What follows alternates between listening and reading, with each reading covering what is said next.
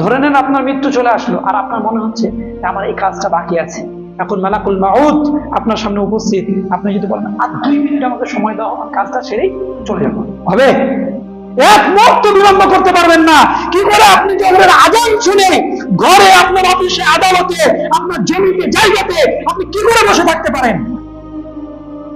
কখনই যদি মৃত্যুর ফেরেশতা আসে, আপনার তো সালাত আদায় করার সুযোগ হবে না। কিন্তু আপনি মসজিদে আযান শোনা মাত্র যদি আগমন করেন, আগমন করতে করতে যদি আপনার মৃত্যু হয়, ইনশাআল্লাহ তাআলা বিসসালিহিন নেককারের অন্তর্ভুক্ত হতে পারবে।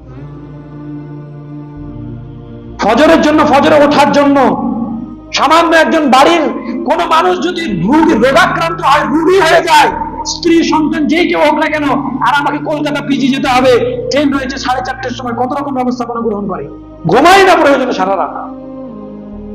আর আমাকে পরকালে যেতে হবে। আল্লাহ তাআলা বলছেন যে আল্লাযী খালাকাল মাউতা ওয়াল হায়াতা লিয়াবলুয়াকুম আইয়ুকুম আহসানু আমালা, মৃত্যু এবং জীবন দিয়েছে জন্য যে তোমাদেরকে দেখে নেবো আমি কে সৎ আমল করছে। সেই সৎ আমলের ভয় আপনার আমার হৃদয়ের মধ্যে নেই, কোন রকম ব্যবস্থাপনা নেই। গরম বিছানায় শীতের সময় আরামসে ঘুমিয়ে থাকছে, আমি মনে করছি এটা আরাম না। কেমন এটা ব্যর্থতার জীবন আগামীতে আসছে, আল্লাহ রাব্বুল আলামিন সেগুলো উল্লেখ করছেন। সম্মানিত উপস্থিতি,